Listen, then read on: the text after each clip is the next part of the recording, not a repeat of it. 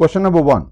Selected information from the accounts of Rao Company at December 31st, year 5 is as follows. What is required? The question says, in its December 31st, year 5 financial statement, what amount should Rao report as retained earnings? Alright, let's get started. Total income since incorporation. Take this in as a part of equity. Total cash dividends paid out of retained earnings, of course, which is equity. Total value of property dividend distributed, it goes again out of the retained earning. But this excess of proceeds over cost of treasury stock sold, this goes as a credit to your additional contributed capital or additional paid in capital. It has nothing to do with retained earnings. So if you just net these off, 420 less 130 less 30, you get B, 260. On December 1st, Nilo Corporation declared property dividend of marketable securities to be distributed on December 31st to stockholders of record on December 15th. Okay. It says,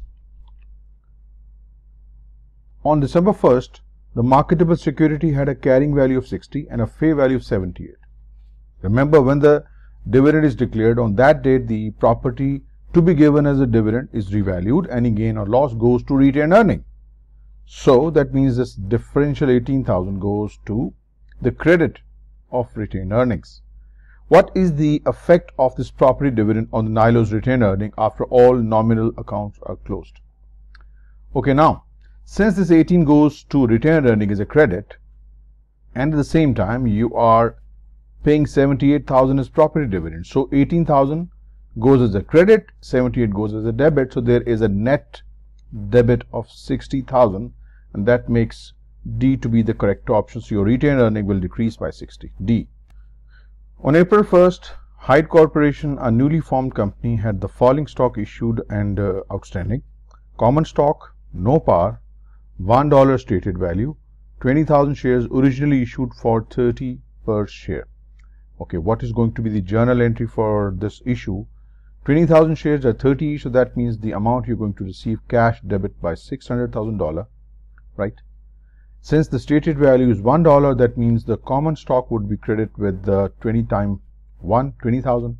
The differential goes to additional paid in capital. That is clearly the difference. 29 times 20,000 shares, that is 580.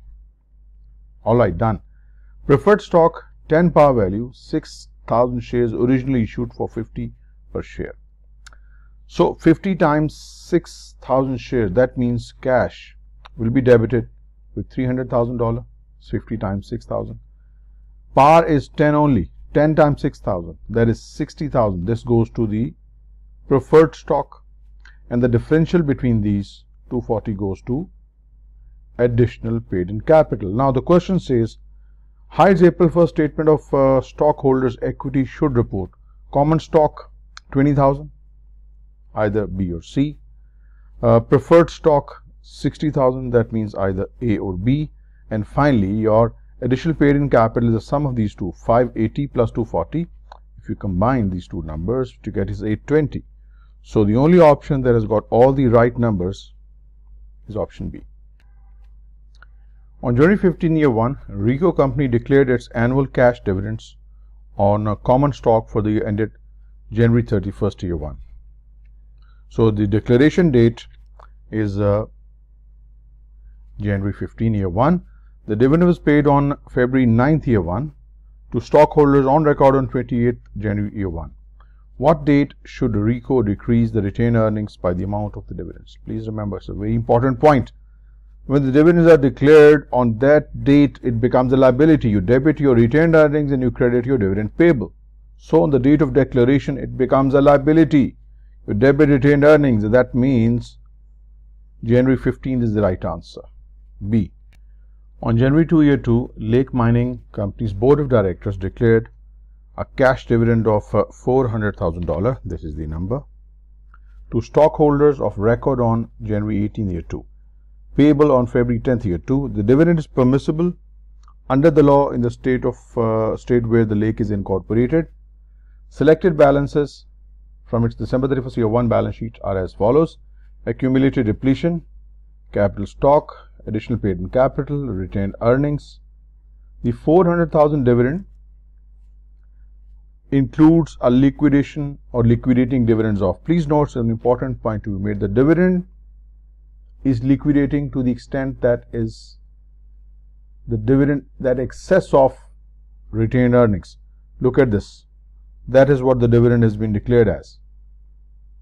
This is the balance of retained earnings. The surplus, the extra $100,000 is the liquidating dividend, and that is C. So please note, liquidating dividend, this is basically the amount in excess of retained earnings balance available. 400 less 300,000, this is your liquidating dividend. Long company had 100,000 shares of common stock issued and outstanding at January 1st, year 2. During year 2, Long took the following actions. Remember, there were 100,000 shares outstanding at the start of the period. On 15th of March, declared a 2-for-1 stock split when the fair value of the stock was 80 per share.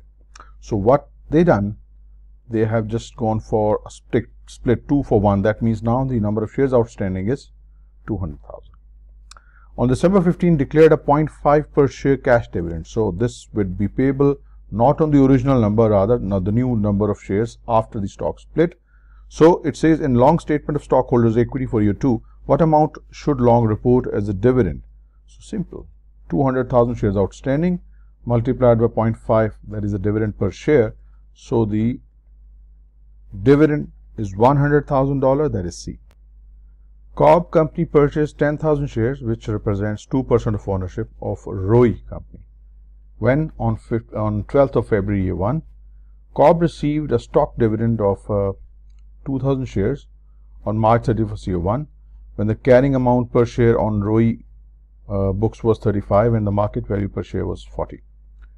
Roy paid a cash dividend of 1.5 per share on September 15th year 1. In Cobb's income statement for the year ended October 31st year 1, what amount should Cobb report as a dividend income? Please note, this is an important point. The stock dividend is not an income in the books of the recipient, the Cobb Company. So what is income is the dividend that you're going to receive. So how many shares you had? 10,000. You received 2,000 more shares as stock dividend. Now you have total of 12,000 shares and each getting $1.5 dividend. So that means the total amount of dividend you're going to report as income is $18,000, and that's D. So please remember, this 2,000 stock dividend you receive as an investor, this is not recorded as an income on your books of accounts. Mayo Corporation was the sole stockholder of Plasti Corporation.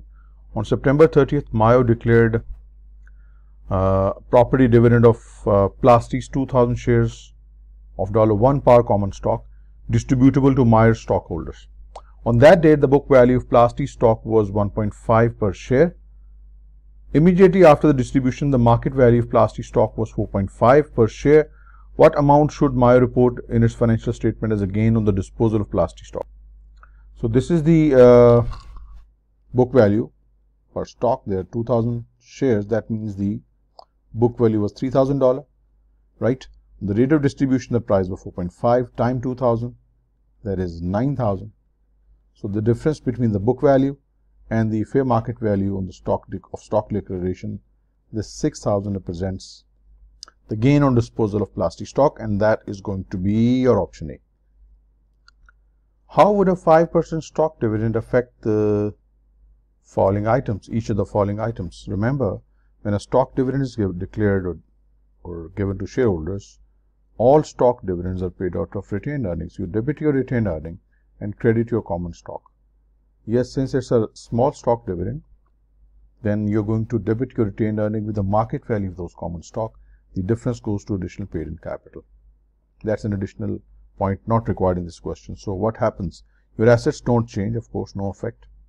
But your total stockholders' equity is being, if retained earning is decreasing, your common stock and additional paid-in capital are going to go up, and all these are equity accounts, all of these. So it's simply reclassification or reconfiguration of your equity balances. So your total equity stays the same. However, your retained earning decreases, correct? Your common stock increases, so this is the right option.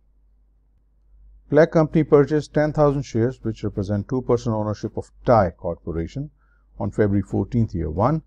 Black received a stock dividend of 2,000 shares on April 30th, year 1, when the market value per share was 35. Now, how many shares do you hold? You hold a total of 12,000. As a Black Company, these shares are in TIE Corporation. So it says, TIE paid a cash dividend of 2 per share on December 15th, year 1. In its income statement for year 1, what amount should Black report as dividend income? Clearly, that's what it is. 12,000 shares you hold. Each share gets $2 dividend, so that means the $24,000 amount is what you're going to report as your dividend income. C is the right answer. A company uses accrual method of accounting, started the fiscal year with assets of $600,000 and liabilities of $400,000. This is important information. During the fiscal year, the company recorded credit sales of $250,000, of which $8,000 remained to be collected at the year end. That's in the form of account receivable, and incurred expenses of $90,000, of which $72,000 was paid in cash, remaining are accrual. Fine, still it's an expense, even not paid. A stock dividend valued at $10,000 was declared and issued to stockholders during the year. What is the year-end balance of total equity? Okay, first of all, we need to find the opening balance of equity, which can be found out by using this original equation, accounting equation. Assets is equal to equity plus liability. So we have the opening assets, $600,000. We have the opening liabilities, 400 is the differential, 200,000 is your equity balance at the start of the period. So what happens during the period? This is the amount of our revenue, of which this remains uncollected. That means this is an account receivable. However, still this is your revenue, and this is the figure for expenses. It has certain accrued expenses which you haven't yet paid, but nonetheless this is the figure for expenses. So revenue less expenses gives you the income figure, which is 160. This 160 gets added to your equity balance. And did we pay any dividends? Stock dividend valued at 10,000 was declared and issued to shareholders. Remember, stock dividend is simply reclassification of your equity balances. It does not change equity. It does not change equity at all, right? So any stock dividend, whether it's a large or small, it does not affect your total equity. So only this is the opening balance of equity. Revenue less expenses, that's your income, goes to equity. So the total equity balance at the end of the year is $360,000, and that makes C to be the correct option. A corporation declared a 10% stock dividend on 15,000 shares outstanding of 5 par common stock when the fair value was 10 per share. This is a good question. It's a small stock dividend, and for that, when we give small stock dividend, we take the market value to be debited to the retained earning. We discussed this point briefly a little while ago. So since there are 15,000 shares, so you're going to debit retained earning with 15,000. Remember, retained earning gets debited not with the par of the stock, rather with the market price, because this is a small stock dividend. I hope you remember from our discussion in the overview of this topic. So retained earning will be debited with 15 times 10%. That means 1,500 shares are being given as stock dividend. 1,500 multiplied by 10, 15,000. Credit is to common stock with the par. 1,500 shares times 5, that is 7,500, and the difference goes to your additional paid-in capital. So, which change in the corporation's stockholders' equity count is correct? Common stock increased by 15,000. No. Retained earning is decreased by 15,000. Correct. That is the right answer. Additional paid-in capital is increased by 15,000. No. 7,500. Common stock decreased by 7,500. No. Rather, common stock increased by 7,500. B is the right answer. Okay. It says Rudd Corporation had 700,000 shares of common stock authorized, of which 300,000 shares outstanding at December 31st, year 1. The following events occurred during year 2. We declared 10% stock dividend. Let's say if this is the original number of shares at the start of the year, 10% stock dividend is being declared. That means you get 30,000 additional shares. We purchased 100,000 shares. That is a deduction, clearly. And we reissued 50,000 shares. That is again an addition. And then whatever is the number, we are going to go for a stock split. Declared 2 for 1 stock split. So if you total the number, 300 plus 30 less 100 less 50 gives you 280. And after this, this is the number of shares outstanding after August 1st. On November 30th, we declared 2 for every 1 old stock. That means the number of shares is going to be doubled, 560. At December 31st, year 2, how many shares of common stock did RUD have outstanding? That's the number, 560. B is the answer. Of the 125,000 shares of common stock issued by Y Corporation, 25,000 shares were held as treasury stock at December 31st, year 1. It further says that during year 2, transactions involving Y common stock were as follows. 13,000 treasury shares were distributed to officers as a part of stock compensation. There was stock split, and then certain stocks were repurchased to discourage an unfriendly takeover. Now what we are required to find out, how many shares of Y company were issued and outstanding. For doing question like this, I always recommend to make a columnar arrangement, put the numbers and then find your answers. So here we go, we got 125,000 shares issued, and of this 25,000 were held as treasury stock. That means outstanding are 100,000. Fine, let's move on. 30,000 shares were distributed to officers as a part of stock compensation. So what happens? These shares are now going to be moved from treasury to outstanding. So that's why you see this 13,000 reduction from treasury and 13,000 addition outstanding. What happens? On 1st November, a 3-for-1 stock split means the number of shares outstanding in each column will be 3 times now. This is the new issued, this is the new figure for outstanding, and this is the new figure for treasury stock. What happens? On December 1st, 5,000 of its own shares were purchased to discourage an unfriendly takeover. That means our outstanding shares are going to be decreased now. These 5,000 we are going to buy will become part of treasury stock. So this would be the total issued, this less this outstanding, and that's the treasury stock figure. The question says how many shares of Y common stock were issued and outstanding. These are the two numbers, 375 and 334. 375 and 334. That's B is the right answer. An entity authorized 500,000 shares of common stock.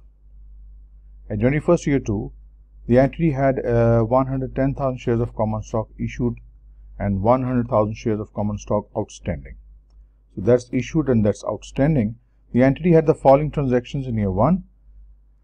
On 1st March, 15,000 shares of common stock were issued, 2,500 were resold from treasury stock, and then there was a 2-for-1 common stock split.